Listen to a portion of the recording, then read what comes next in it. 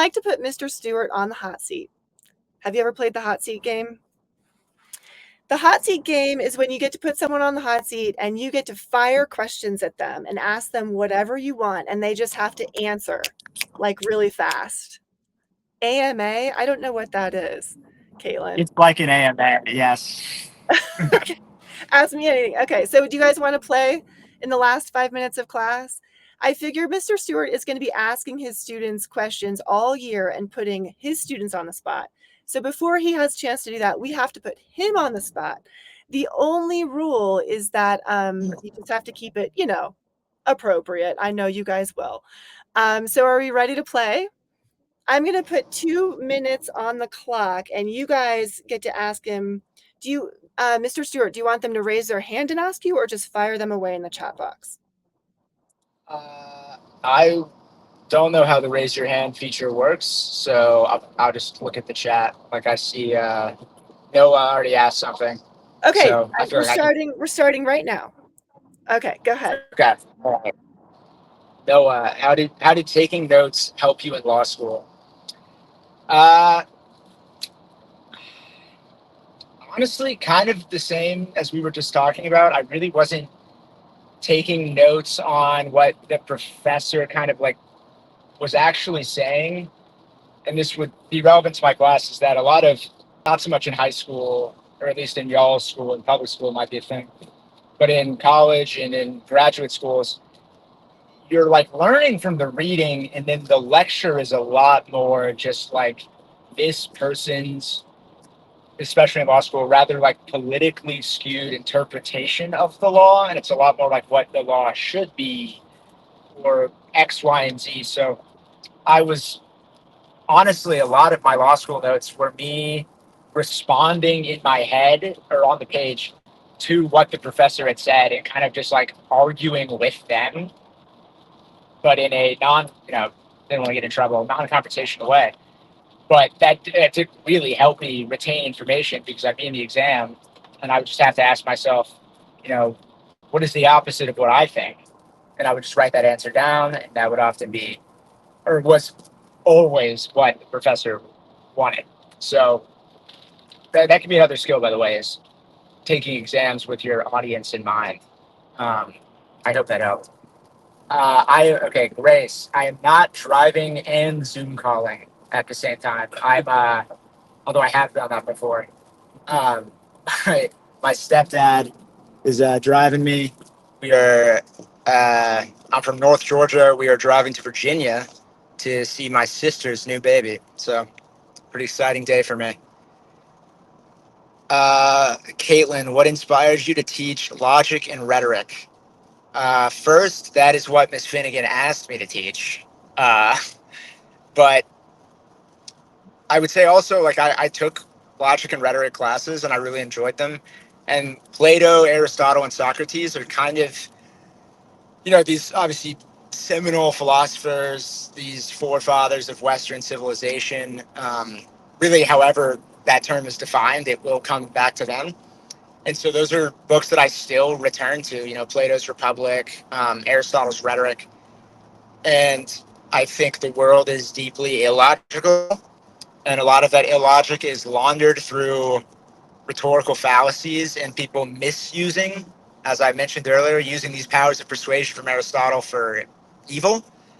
So I'm very passionate about teaching people how to see through that, because I'm deeply concerned about a lot of the stuff going on. So I'm very passionate about it, and I was very good at rhetoric. I won a lot of awards statewide, nationally, and internationally for my speaking, which might not be coming across right now. You might be thinking this is not that good of a speaker on the spot, but I'm telling you, the bar is very low. And so I can teach you certainly enough to get well above the bar. And I'm really passionate about doing that. I'm really excited for it. Why are you in the car? Driving to Virginia. I was looking at your logic class, Caitlin, again, and I saw you writing a novel. What is your novel about? To be very quick, Miss Finnegan, can y'all still hear me, or am I talking to myself? Yep, we can hear you. All right, thank you. Sorry. My novel is about kind of my, I guess, the social forces that I felt kind of shaped my childhood and the childhood of my friends and the friends that I've lost. So it's about, there's kind of two really prominent issues in the South. I would imagine most of y'all are from the West. I'd also imagine a lot of these issues also affect y'all, but which is kind of like rampant. I don't want to get too specific, but I would say kind of like cult like Christian movements that are, in my opinion, heretical and can be very dangerous when Christianity is abused like that, and then in very broad terms, the opioid epidemic and drug abuse. So it's about a family that is caught uh, basically on the opposing teams of this very, very bitter culture war in my area, and it's really it started as it's a bit of a love letter for one of my friends who passed away from an overdose in very broad terms. And you'll have to buy the book to get the rest of it. Have you ever published a book, Grace? I have not. This is the first book I've ever written. I've sold a short story though, so we've got something there. Um, this is, on myself, teaching, writing a book, trying to do kind of what I do for the first time in my life. What type of car are you driving? This is a Ford Expedition? Huh? Yeah. We are a Ford family. It's always a Ford. What kind of music do you listen to? I listen to a lot of Southern rock, like Leonard Skinner. I am a top 1% on Spotify, a top 1% Elvis Presley fan. Listen to a lot of Elvis Presley, a lot of bluegrass. Um, yeah, so Southern music, a lot of Southern and a lot of classical music. Stravinsky and Rachmaninoff. You guys should check them out. Uh, the driver's seat is on the wrong side because I think my camera is inversed. Thomas, very cool to hear that you're writing a book as well. I would love to hear more about that. That sounds awesome, man. My favorite flavor ice cream is Moose Tracks. Everybody should be eating Moose Tracks. It's the only ice cream I eat. Piper, I am using the Intro to Logic book. Ave Marie, my favorite book, phenomenal question. And I wish I had an hour to talk about this. I'll give you two. My My emotionally favorite book is Deliverance by James Dickey, which I cannot, in good conscience, recommend for any high schooler to read. It's very violent and pretty disturbing, only in one section, but it's a very jarring section. Talk to your parents about it and ask, and don't tell them I said to read it. But it is written about my home area by a fellow Georgian who's the poet laureate of the United States. And it is it's the first book I read that made me, it really like awakened my pride in being where I'm from in me and made me want to be a writer in a more serious sense, not just like a thing I thought was cool, but something maybe I could actually do. So that had profound impact. And then the best book ever written is Absalom, Absalom by William Faulkner. Not up for debate. A incomparable your mind, and also that's the book that makes me not want to be a writer because you just have to, well, I'll never be Faulkner, so why do it at all? Do you like any sports? Yeah, I rowed in college. I was a national champion rower. I played a lot of lacrosse as well, and I am a bordering on extremism Georgia football fan. So college football is my life, and the NFL is cool too, but not that cool.